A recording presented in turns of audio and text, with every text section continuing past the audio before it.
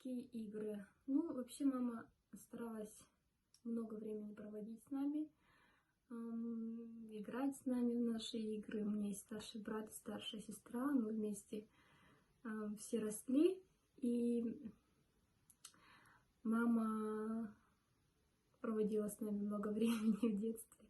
И запомнился мне такой момент, когда у меня были маленькие куклы, и она сшила по моей просьбе для них одежду, для моих кукол. И мы играли в эти куклы, переодевали. Я помню такие вообще маленького размера шубы, какие-то платья красивые. Мне хотелось их одевать, и она мне в этом помогала. И играли. Я не помню, в каком это возрасте, но я была совсем маленькая.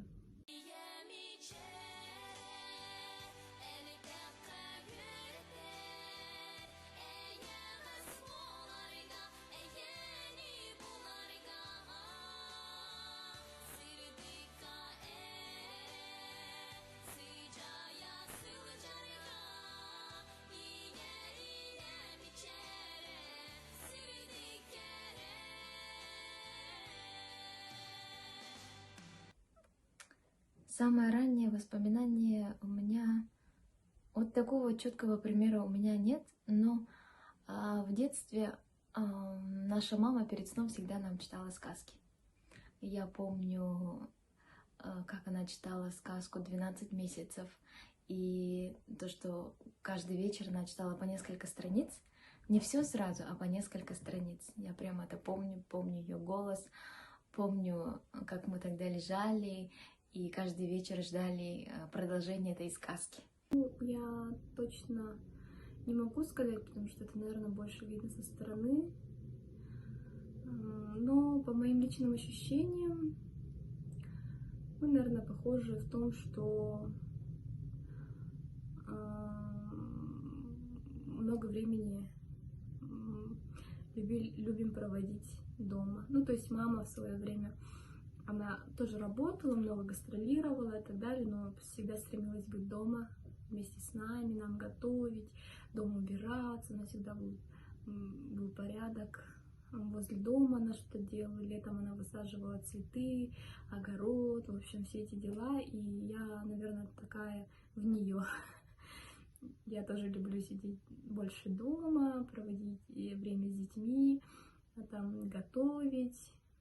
Вот именно в хозяйстве, наверное, как-то вот, наверное, все похожи. Я тоже выращиваю огород. И именно когда я этим занимаюсь всем, как-то мне кажется, что она мне ближе, что ли, или как-то вот проскальзывают такие моменты с детства, что мама тоже в детстве так делала. Я думаю, когда я сама что-то делаю.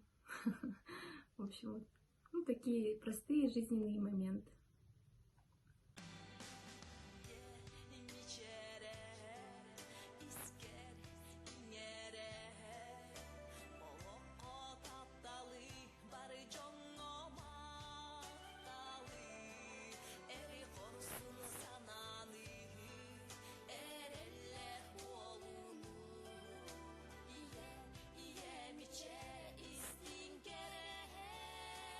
Ну, так как я старший ребенок, я, как сказать,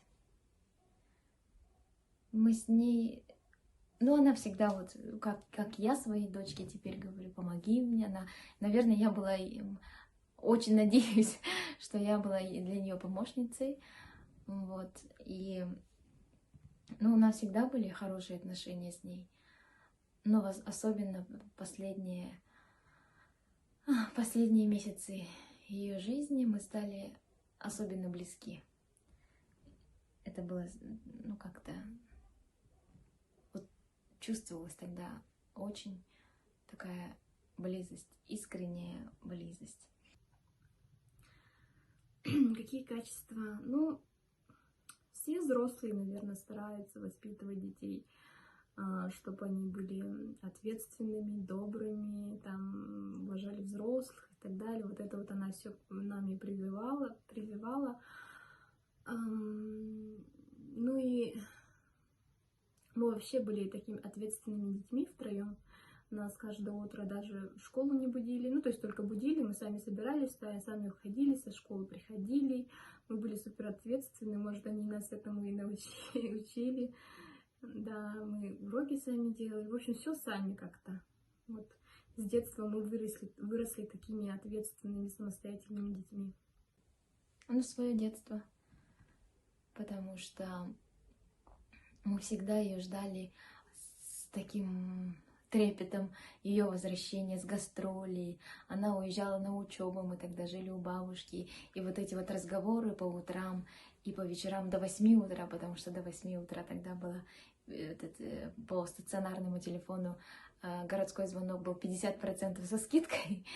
И именно до школы мы с ней всегда постоянно разговаривали по телефону. Там она спрашивала про школу, про то, как мыть, потому что она на 3 месяца уезжала в город. И вот эти вот звонки по утрам или там звонки по вечерам, это были такие какие-то трепетные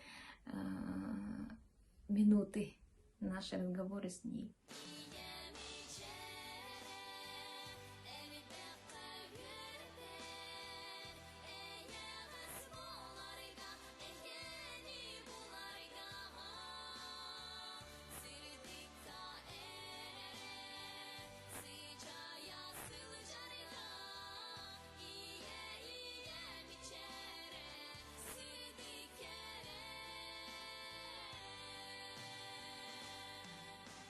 Конкретно одной любимой песни нету. У мамы вообще очень много песен, у нее 3 альбома и много невыпущенных песен. И к каждой песне она относилась с такой огромной любовью. Она говорила, что песни — это ее дети. Она вот вынашивала их прям с такой огромной любовью. И что каждая песня ее для меня — это просто, ну как бы, знаете, не просто песня, не просто звук, это для меня нечто больше. Я в каждой песне слышу какой-то смысл. Я слушаю ее песни, она же стихи тоже сама писала, поэтому это чувствую, проживаю с ней эти моменты, что она чувствовала на тот момент. К каждой песне можно прислушаться и что-то извлечь свое. Самые любимые, наверное, такого нет. Все ее песни, они какие-то, другие, наверное, как-то не то чтобы песни, а именно, в трудные моменты, и нравится слушать ее просто голос, потому что это очень сильно успокаивает, и это дает такое ощущение того, что она рядом, и она здесь, и она сидит и со мной разговаривает, и через свои песни отвечает на мои, допустим, какие-то трудные мои вопросы.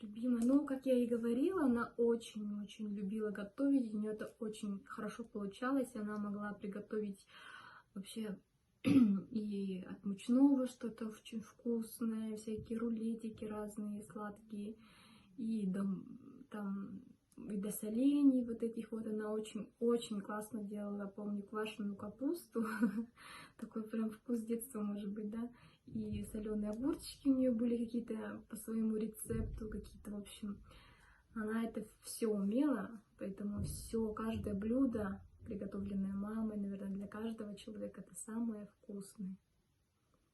За то, что она моя мама. Не за то, что она там какая-то известная певица, а за то, что просто она моя мама, и то, что... за то, что она была очень доброй. Я ей всегда говорила, что она слишком добрая. Она всегда помогала людям, она всегда всем помогала, всех понимала, всех слушала.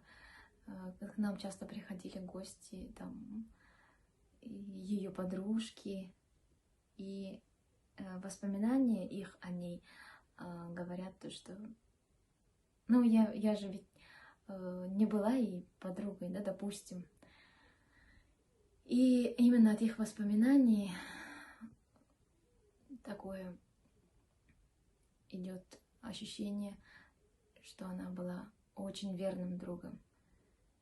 Я просто искренне всем завидую ее подругам за то, что у них был такой человек, как моя мама. Ну, первый год материнства, естественно, был очень ответственный и очень счастливый, но он и сейчас такой, но в первый год, так как это было все впервые, ты узнаешь все впервые, поэтому были такие особенно яркие чувства. Вот, ответственности перед ребенком, вообще перед целым человеком, да, и так далее. Ну и, конечно же, я с тех времен я отношусь к себе очень-очень внимательно, потому что я нужна своим детям здоровая, счастливая, прислушиваюсь к своему здоровью, в общем, ответственность во всем вместе с детьми появляется. Я, наверное, начала выступать где-то с 1,5 месяца, когда исполнилось моей старшей дочке. Я всегда носила ее на концерты с собой, всегда, и даже до сих пор они ездят со мной там на концерты, они знают всю эту закулисную жизнь, они знают всех артистов, и они такие,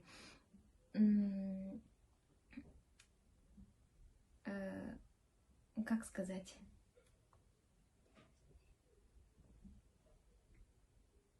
не чуждаться других людей, вот, да. И поэтому мне было легко в этом плане. А дома я никогда из этого трудностей не строила. Да, были времена, когда было трудно, но из этого я не делала такой большой проблемы. Не знаю. Мне всегда почему-то было это легко давалось как-то. Ну, я всегда чувствовала себя мамой.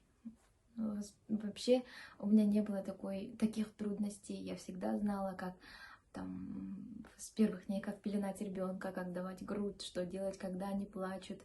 И у меня не было какой-то такой паники. Наверное, я думаю, что вот сейчас, вот я думаю, из-за того, что я смотрела за своими младшими сестренками, там, племянницами, наверное, все-таки это дало мне какой-то такой толчок или какую-то такую уверенность в том, что я знала, что делать с маленьким ребенком. Папа, родители, в общем, должны показывать только хороший пример, потому что, как правило, дети являются нашим отражением, зеркалом, то есть они повторяют то, что мы делаем, говорят то, что мы говорим, поэтому во всем нужно, знаете, подавать только хороший пример, потому что какими мы их вырастим, такими они и будут людьми в будущем, я так думаю, поэтому стараемся вот вырастить их хорошими,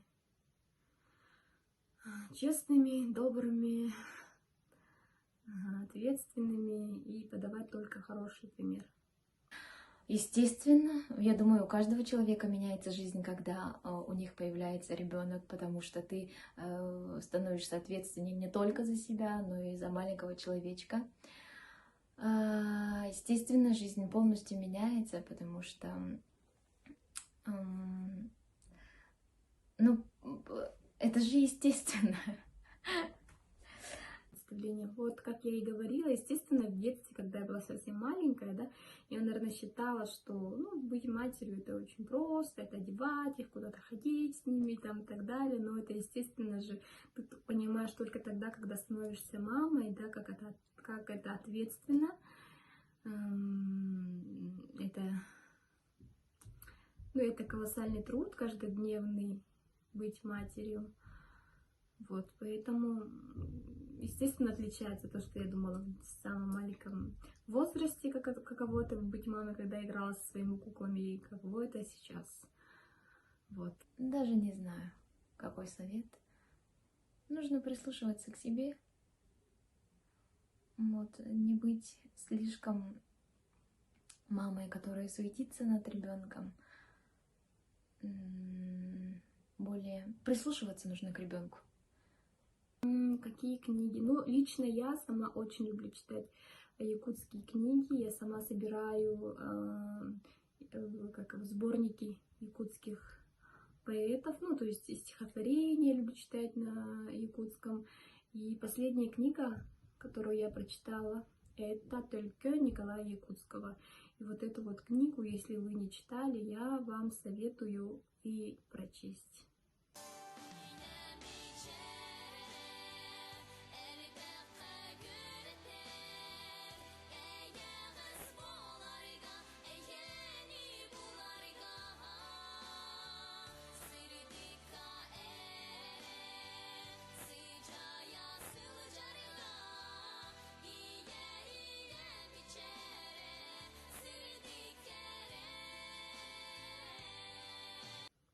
Спасибо всем, поздравляю с Днем Матери!